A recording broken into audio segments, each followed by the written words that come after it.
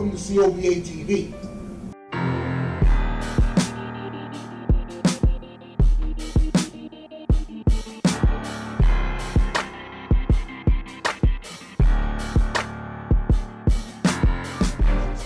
You could be in here.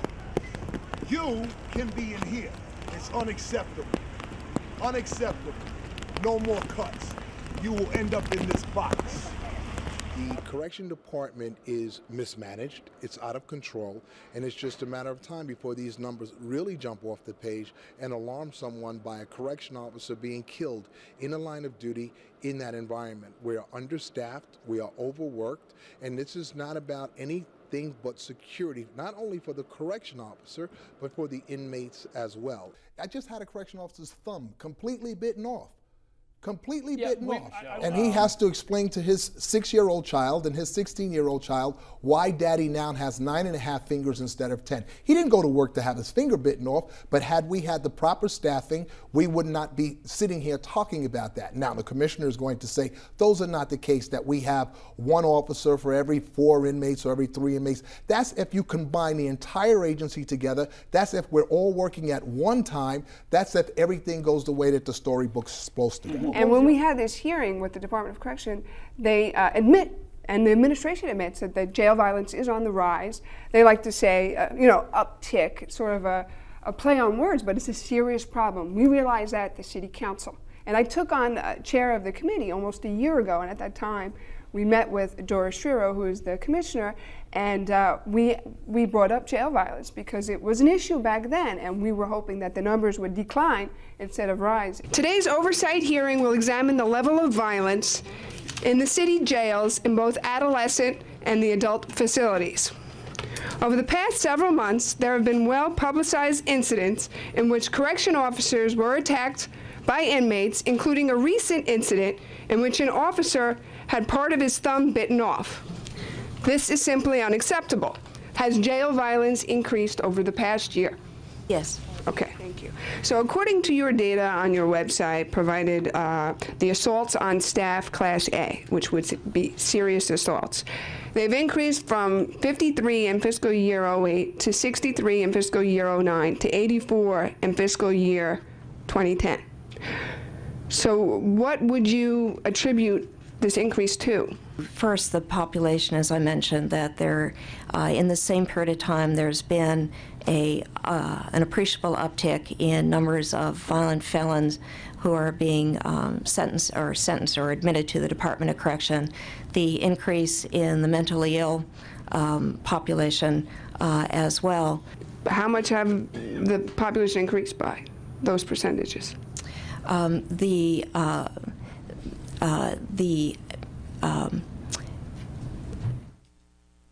The violent felons is up to 36% today, and the mentally ill is up to 31% today. I'm curious what the department is doing to address the increase in violence to staff members. Absolutely. And because from your data, there's been a significant decrease in arrests for inmates assaulting staff. And so that to me seems sort of contradictory. There are a number of things that are in place, as you had mentioned in your opening remarks. There's the important recalibration of the risk assessment instrument. There is, excuse me one second.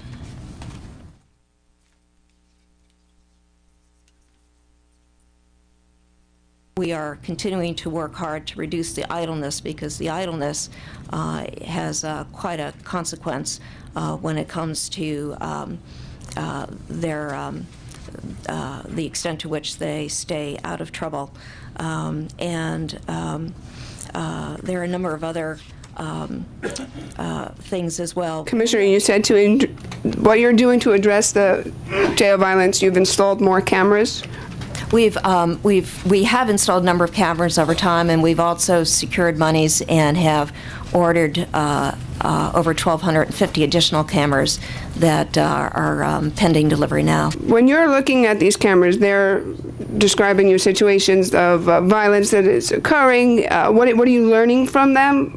Were the melees that were caught the past year, the violence that was reported in the papers, such as the correction officer who had his thumb bitten off? Was that caught on camera? I don't believe that one.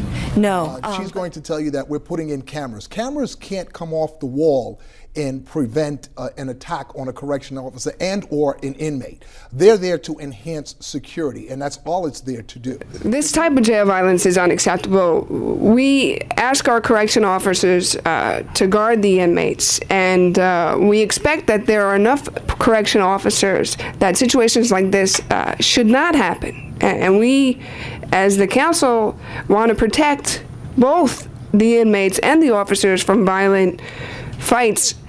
Just to further clarify, Commissioner, when you answered the question earlier, you said it was a different way of calculating the type of fight. When did you change that? Because you've been Commissioner for over a year now, and in each quarter it continues to go up. So even if the classification has changed, the incidence of violence and infraction has gone up every quarter since. So we really want an explanation as to why it continues to increase. Councilmember Vallone, I think we need a point of clarification. According to the data that I have from fiscal year 2008 to this current fiscal year, jail violence, or rather just the violence against staff from inmates, has increased 100%. And the violent felon population has only increased, from your testimony, 4% at best.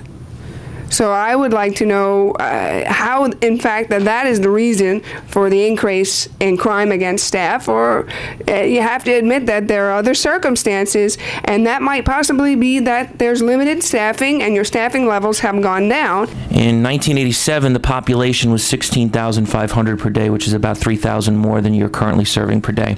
There were only 5 incidents of assault on staff in 1987, as compared to the 84 that you're talking about today.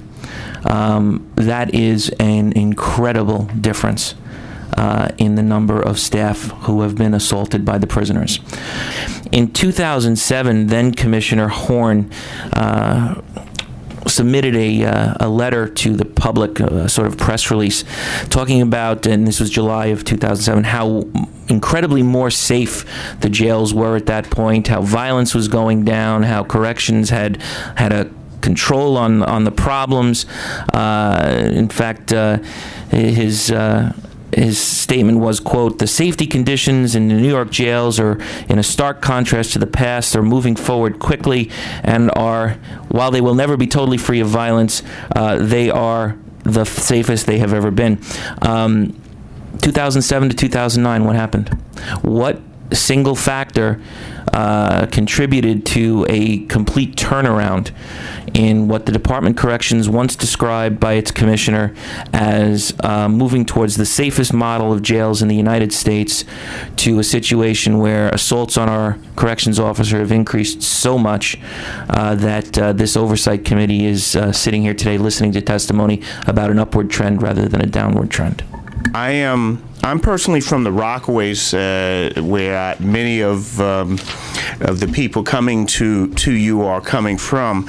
But I also have Laurelton, Rosedale, and Springfield, where we have many of the officers who are in your facilities, and they are complaining of the lack of officer staff, a lack of personnel that they have. The commissioner of this agency is used to running a prison system.